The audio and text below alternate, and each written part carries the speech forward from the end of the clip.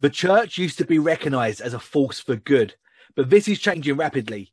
Christians are now often seen as the bad guys, losing both respect and influence. In our post-Christian culture, how do we offer the gospel to those around us who view it not only as wrong, but possibly dangerous? Author Stephen McAlpine has just written a book about how our culture ended up this way and explains key points of tension between biblical Christianity and secular culture. And we are delighted to have him with us today. Oh, it's great to be with you from across the miles and the time distance and the time differences as well. Yeah, it's good to see you, Stephen. Thanks for joining us. But before we get started, tell us a little bit about yourself and how you became a Christian.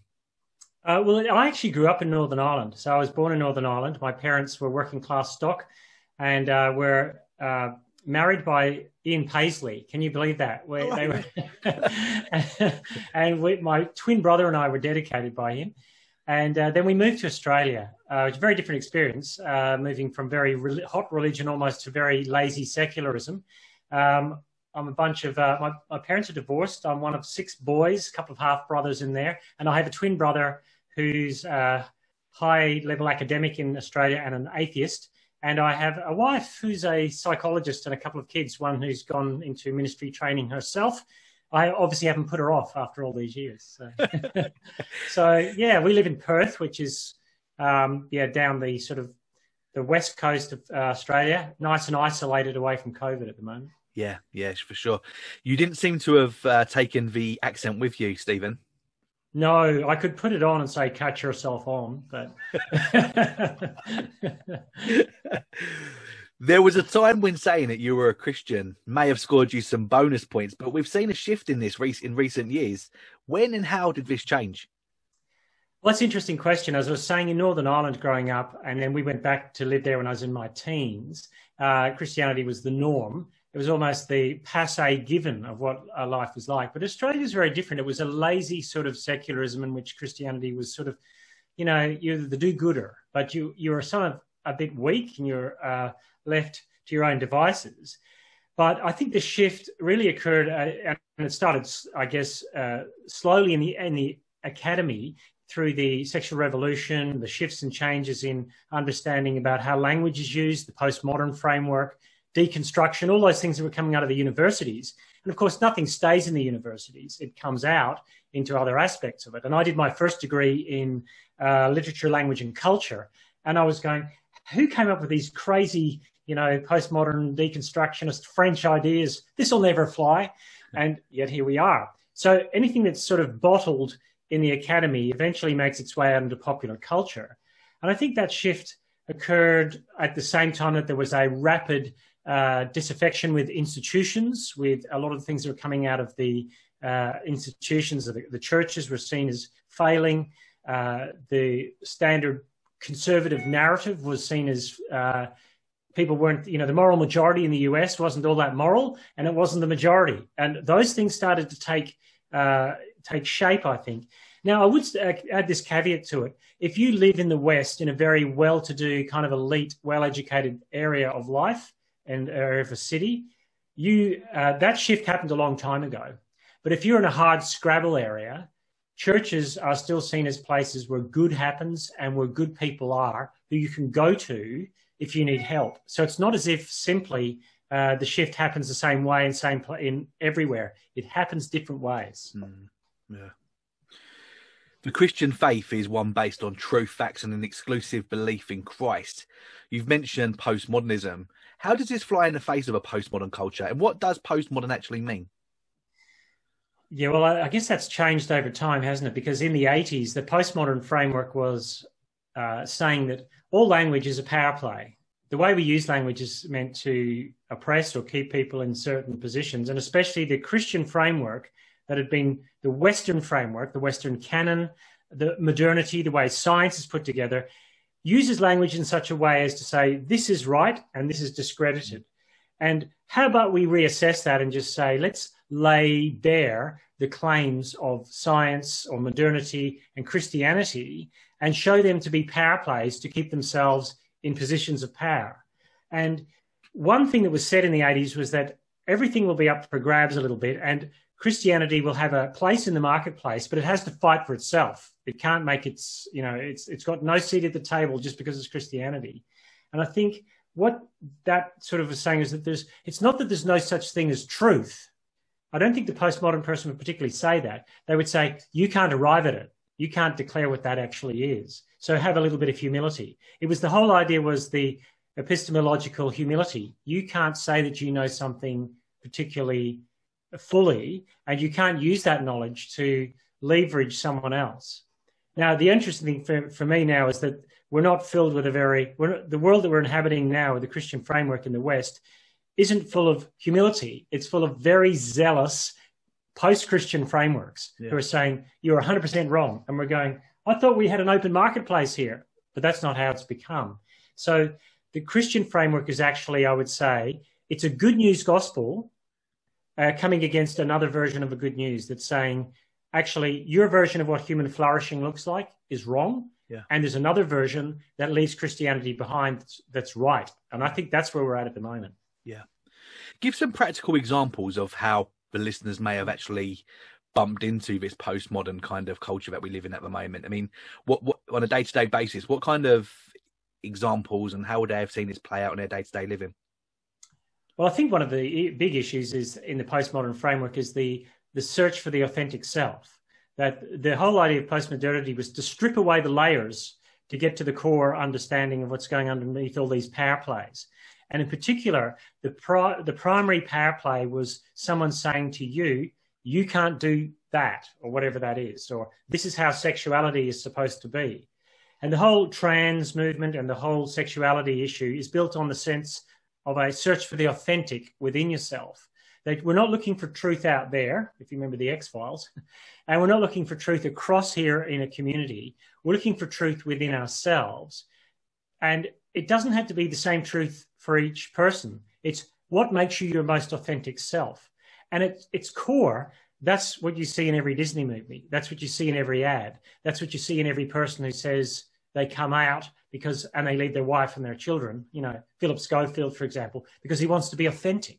Yeah. That's the outworkings of those postmodern frameworks. It's sort of saying, here in the past, modernity said these things are true and these are not. And we're going, how about this? How about this being true and that not being true?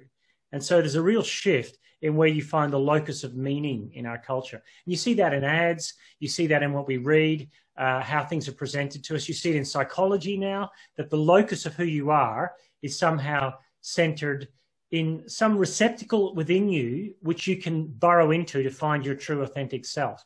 And anyone who gets in the way of you doing what you wish to do in order to be your most authentic self is doing violence to you. That's a key issue, the violence aspect. And this is done on a very individual basis, right? So it's subjective. Whatever your truth is for you will cheer you on, good for you, and whatever that truth is for your neighbor or for somebody else within your family, that's good for them and we're cheering them on, and it's subjective as well, right? Yeah, and that's why the issue in sexuality, the only thing is consent. Consent is the big issue in sexuality because you can do anything with anyone at any time as long as it's consensual, because consent then says you're not doing a power play over someone else. Now, it's causing all sorts of problems. You can now get an app on your phone, a consent to go app, basically, to sleep with someone overnight, and they sign that form so that in the morning you've both said that you've both had consent. It doesn't sound particularly romantic, but that's what it reduces itself to. Consent is the key in this setting, I think. Yeah. One of the surprising things is how Christians have been singled out when it comes to views over marriage, for example. You see Muslims would believe and teach that marriage is between a man and a woman, but yet they're rarely asked to defend that view and are almost untouchable when it comes to challenging them on such a view. How is it that freedom of speech has seemed to stop when it gets to the doorstep of the church? Well, it's interesting. In one of the jobs I have takes me around Australia a bit, and you get into an Uber at any airport, anywhere in Australia, and a Muslim taxi driver, a Muslim Uber driver will ask you what you do. And when I tell him, the first conversation he wants to have is about Jesus. The second conversation he wants to have is about marriage and sexuality in the West. I want to talk about it. One of the things you notice, though, as you said, it's like other faiths get a hall pass, even though if you speak to the average Uber driver about marriage, much more conservative than even many Christians are on many things within sexuality.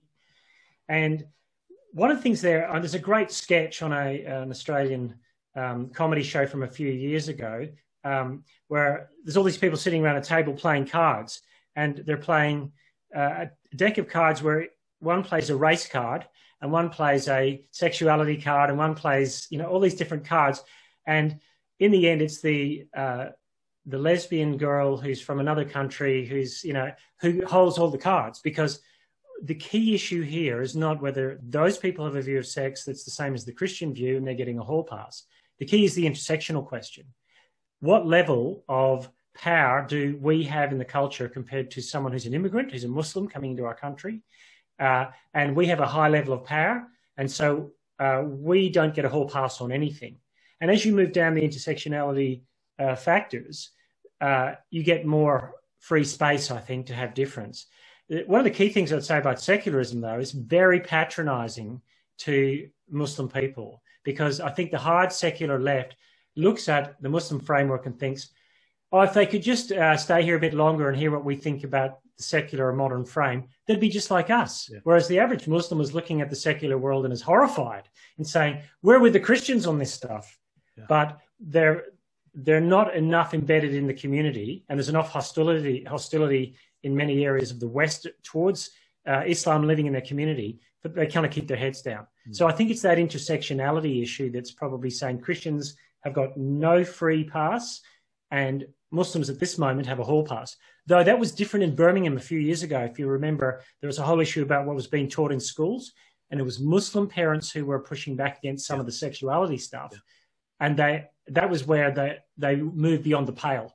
I think the sexuality thing will be the thing that eventually divides them on this one, that eventually you won't be able to hold specific views publicly about sexual ethics, whether you're Christian or Muslim. Yeah. How much of where we find ourselves today is down to the many bad examples that the world sees in Christianity? We know that the public face of Christianity on TV, the internet, social media, and even in the local Christian bookshop is often that of a prosperity gospel or a false teacher teaching a false works-based gospel. Yeah, well, you'd have to say social media has ramped up the pace of change at the moment. It's you might be thinking we're living in Babylon, but you bring Babylon in your back pocket in your mobile phone. I assume in England we call them mobile phones as they do in Australia. Yeah. Every time I do something in America, I have to remember what to say. So if you wanted to access information about how the church was going or a position on the church 30 years ago, you'd have to go to a dry, dusty book or a journal or a magazine or perhaps a bit of television or a documentary. Now you just have to look at Twitter. Yeah. And it doesn't matter if it's true, it's just a pylon. And so some of everything we think about everything comes to us immediately, and it comes to us in a way that is unfiltered. And so the Christian framework can become bite-sized in its theological expression, but also bite-sized aggression towards it can take on a whole level of meaning. But the prosperity gospel thing is true. I think in the West we have more a therapeutic gospel. Christian Smith, American sociologist, wrote a book with another lady whose name escapes me about the average US teenager has a view of God that is what he calls moralistic therapeutic deism. Yeah. If you're good people go to heaven. It's therapeutic. It's, most people are good. Christianity is one of the religions that can get you there. Yeah. It's about how you feel, and God's there to make you feel okay about things. And it's deistic. It's God's at a distance, and if I need him, I can pull the chain. Yeah. But he's not really there for me. And in one sense, that just doesn't carry any weight in the culture. And then that becomes embedded in evangelical settings, and you get this sort of mushy framework that's not quite Christian, not quite secular, but it's a funny mix of both. And I think that's part of the problem. Obviously, the other issue is bad examples. Well, hello.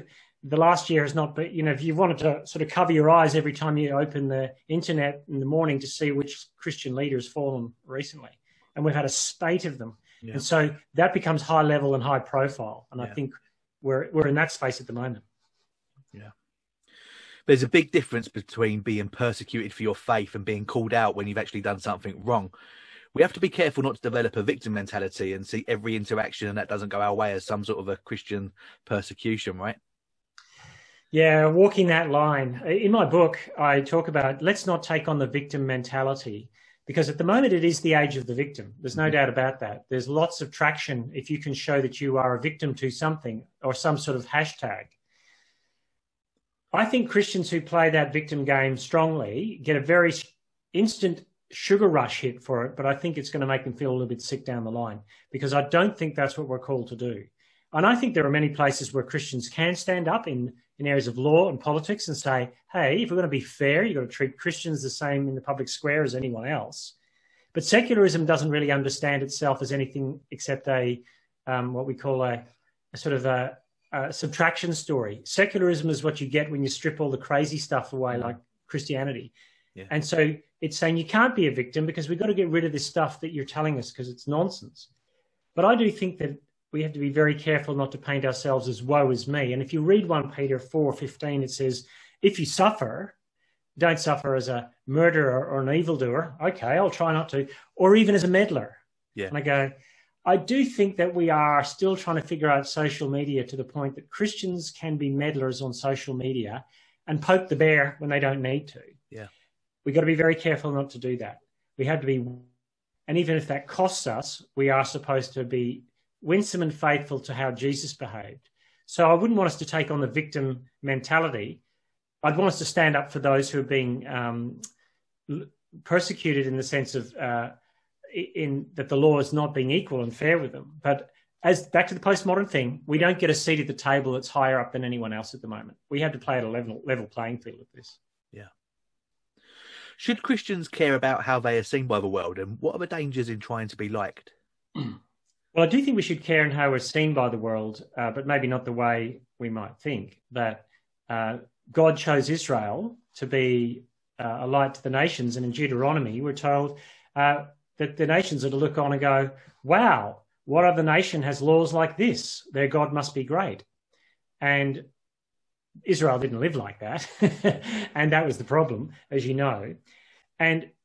But where God's people are faithful, it says if you want to live, anyone who wants to live a godly life will be persecuted. Jesus says, if they hated me, your master, how much more will they hate you, my followers? And it doesn't necessarily, I think it's a different thing to be hated compared to being scorned and despised, in a sense of belittled, I think is a different way of putting it. But I do look at the world, and I look at some Christians who are saying, if only we can get the world to like us a bit more, they'll take us seriously. And Mark Sayers, another Australian in Melbourne, actually, who's written a book called Disappearing Church, said our narrative for a lot of years, in the last 20 to 30 years, was gospel relevance. How can we show that we're hip and urban and funky and we meet in pubs? And he said, that strategy is totally failed. He said, gospel resilience is what we need. Yeah. And you'd have to say that part of it as Christians is to say, if we have a big enough view of who God is, then we don't need to be liked by other people. I mean, it's nice to be liked, but if we have a big enough view of God and how big he is, other people aren't small, they're the right size. Yeah.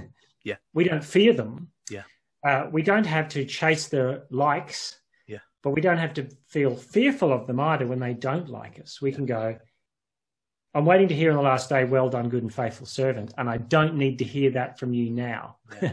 And in my book, I'm trying to say our eschatological framework is going to dictate how we cope with this at the moment, because it suddenly seems that this may last for some decades yet. This hard push against the Christian framework in the West will probably outlive me, a young man that I am. It's going to do that. So we're going to have to prepare people for what it looks like to live in an age when they aren't viewed with, sort of either disinterest or even, generosity. I think that's what we're going to have to equip people for. Yeah. And we've seen examples of that, haven't we, with churches that have, intentionally become seeker sensitive, and they've really watered down what they do on a Sunday to be like the world. Oh, yes, exactly. Look, yeah, my strategy is not to do that. My strategy is to be weird enough on a Sunday that anyone who comes in goes, that is different. Yeah. That is not what I would have expected life to look like. And if if they were giving me the same thing that I could get by switching on the telly in the morning, I wouldn't bother coming. Yeah. But I think we're saying we don't have the same vision of human flourishing or the same end goal in life to the rest of the world. We don't do forgiveness like you do. We don't do sexuality like you do. We don't do greed or those things. We're into something different. Yeah. And I think it's that dissonance we want to shape. I think we need to be a little bit more angular as Christians, and I don't mean angry, I mean angular. It's like people go, gee, that's different. I don't necessarily know if I go along with them, but it's very different to how we live our lives. Yeah. That's what I think we need to do. Yeah. If we look back far enough, we will clearly see that God's people have been the bad guys before.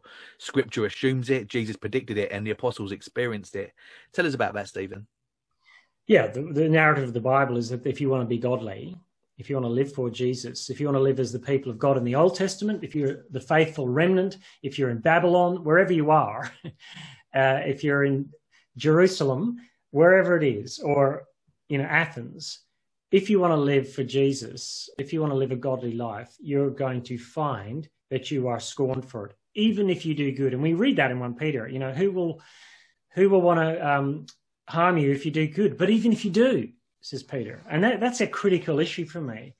And that tells me that something's going on below the surface. There's a spiritual thing going on here too. It's not just the flesh, this worldly devices that we see around us. There's something deeply spiritual going on, that the forces of darkness do not like the forces of light. And we have to pray that God continues to do what he does by advancing his gospel as we proclaim it. And we just got to trust that God will do his work through his word. There's no way around that. And I think everywhere you look at the word, you go, this is how we're going to suffer. And 1 Peter 5 is interesting, where it says, after you have suffered a little while, you go, well, how little is a little while? Yeah. You go, and Peter's response would be, oh, just till Jesus comes back, don't worry about it. Yeah. You know what I mean? That's flippant. But when he says a little while, eternity puts that into perspective a little bit, doesn't it? Yeah. And I think Christians who've been spoon-fed on a diet of best life now, I got to struggle with that. Yeah. That's why I think you'll see we haven't bottomed out yet. I think there'll be a pruning and a sense of refining over the next 15 to 20 years. And our young people coming up through the ranks, they're going to have a lot more hostility and full frontal assault than we even have at my generation and your generation. Yeah, sure. I mean, touching on that, everyone watching and listening will have already been, and certainly will in the future, be faced with the culture war coming at them, either at school or at work. What are some practical things that Christians should do when faced with being told that they have to think a certain way or accept a certain thing that is counter to what the Bible tells us? Well, first things I'd say is be prepared. So the time to start preparing people for the hostility that they're going to face, especially on sexual ethics in the workplace, especially if that authenticity model, which I talked about before, is the thing that's driving it. And we probably needed to prepare 15 to 20 years ago, but be prepared, disciple your people well and equip them for what life looks like on Monday morning. That's what I say to other pastors, because I'm pastoring a church as well as working in another organization that helps people in the workplace who are Christians. So I see both sides of it. Disciple people well, disciple them into the big story narrative of what God's doing in the world. I think that's critical. Form thick community. So, workplace is now the place of community. It's now the place where you form your visions of the good life. Big corporations are saying, we're going to pitch a vision of humanity, in our PR campaign to show you what human flourishing is like. But the culture war is interested in the Christian framework. And it used to be a case that you could keep your head down.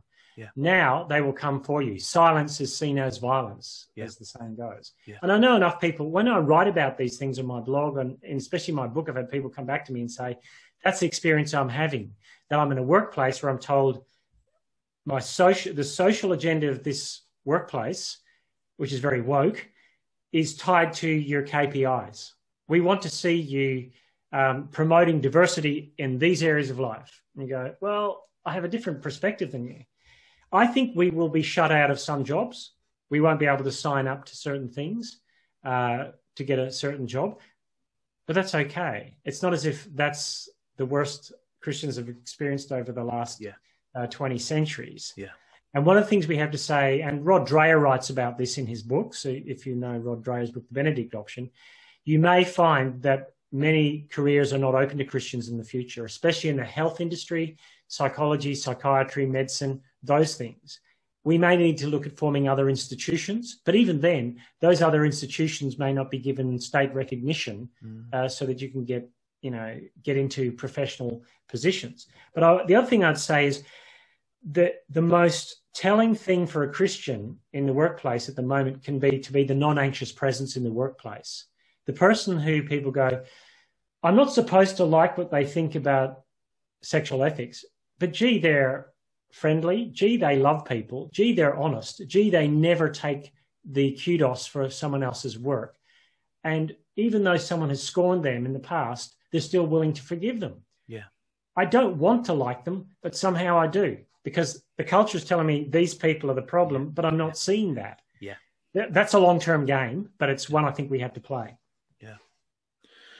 You've spoken about the pace of how things, have changed, Stephen.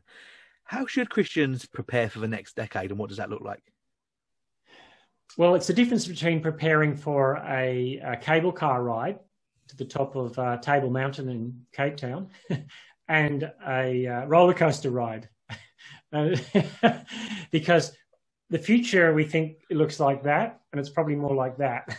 Yeah. So I think strap in. That would be the first thing I would say. There's something paradoxical going on. I'm writing a program for another organization I'm working on helping churches deal with the what I would call cultural evangelism.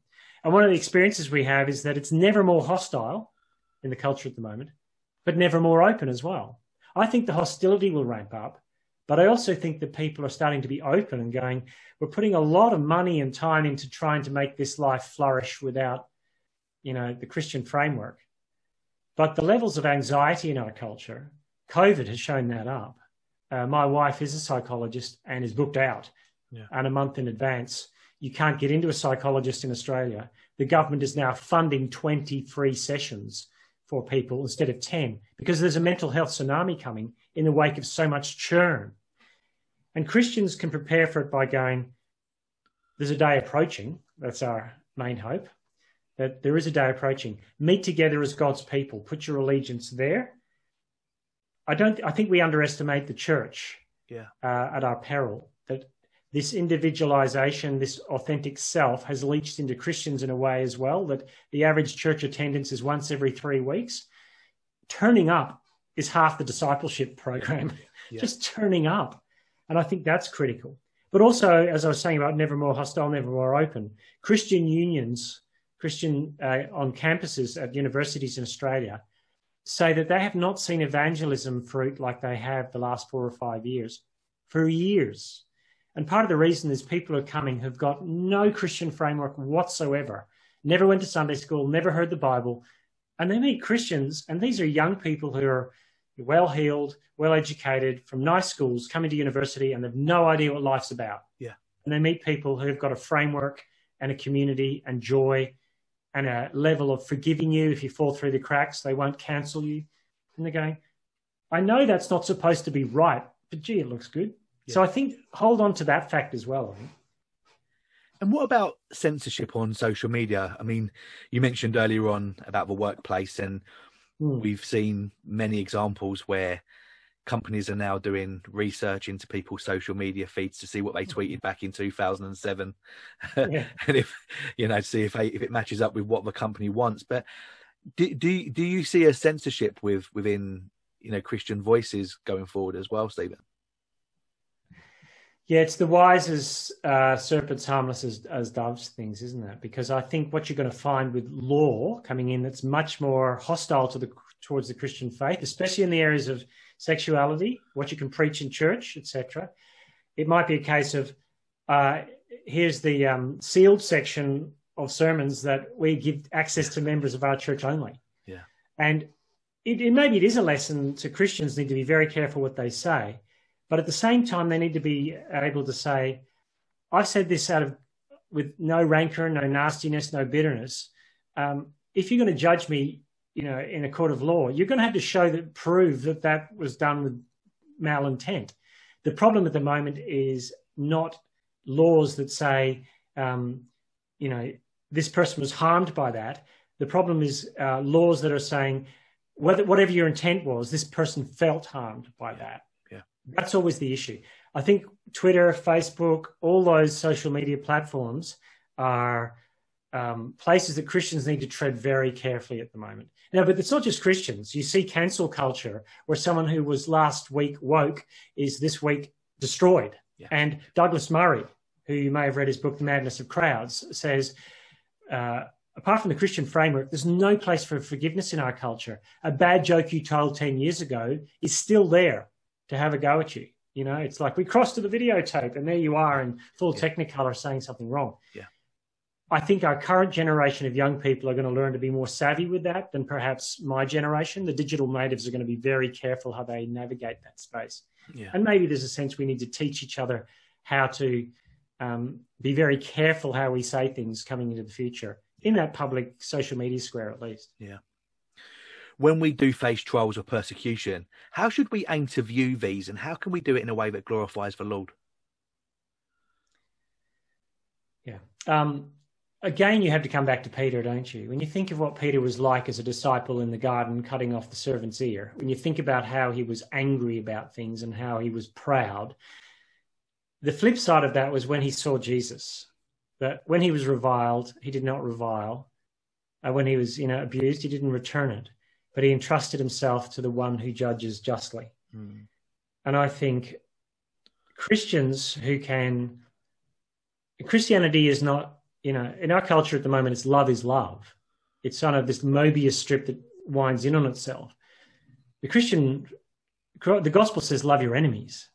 It's totally different. It's totally different. And I think that's where you're going to find the long, hard yards to glorify God. Now, it may not feel like you want to do that. You may want to burn someone. And if you're a bit lippy like I can be, I can burn someone very easily on social media, which is why I hold back quite a bit, because that doesn't glorify the Lord. And I keep coming back to, can we trust ourselves to the one who judges justly? That just as Abraham said, shall not the judge of all the earth do what is right? At the start of the covenant story, the climax of the covenant story has Jesus doing exactly the same thing. Yeah. Trusting himself to the one who judges justly. I think if Abraham can do that and Jesus can do that, how much more we can do that on this side of salvation, I think. And that's not a hard, fast tactic. That's just a check our hearts. Let's be godly in the way we behave in this very ungodly moment, I think. How does this all end, Stephen? The parousia, Jesus' return. Hard to know, isn't it? Part of the secular narrative framework has been Christianity, and a friend of mine teaches really well on this. He talks about Christianity sort of seen like the last 300 years as it used to be a prize fighter, and he was landing every punch. And then over time, science and reason and materialism and sexual revolution started winning the day. And we started to get rid of all those myths. And Christianity is now like the punch-drunk, old-time fighter who's swinging a few haymakers and not landing much. And he's about to hit the ropes as the secular narrative wins. But history has shown that secularism doesn't work like that. The 30s were the most secular place in Europe. And by the 50s, America was booming religiously. So was Australia, even though the 30s weren't in Australia. The 50s and 60s were massive. And then several hundred years ago, churches in the US were almost empty in many places. And then 500 years ago, it was nominal in many places across Europe. So secularism doesn't work the way that the secular theory says it will, that it'll just sort of fill every space. Don't we trust that God can do divine work among people's lives by stripping them of things they think are going to give them comfort and stripping that back?